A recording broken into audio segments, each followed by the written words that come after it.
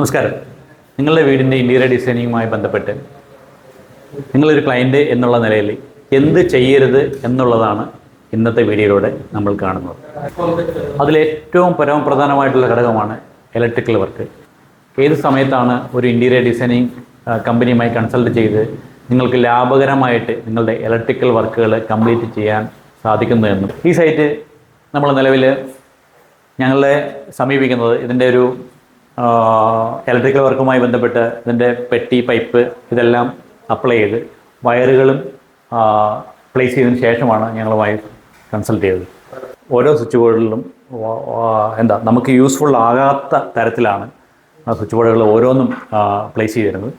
May be ഇത് പ്ലാസ്റ്റിംഗ് കഴിയുന്നതിന് തൊട്ട് മുമ്പായിരുന്നു എന്നുണ്ടെങ്കിൽ കൃത്യമായിട്ട് ഒരു കൺസൾട്ടൻറ്റിൻ്റെ സഹായത്തോടുകൂടി തന്നെ വളരെ കൃത്യതയോടുകൂടി ഓരോ സ്വിച്ച് ബോർഡുകളും അതാത് സ്ഥാനത്ത് തന്നെ നമുക്ക് പ്ലേസ് ചെയ്യാൻ സാധിക്കുമായിരുന്നു.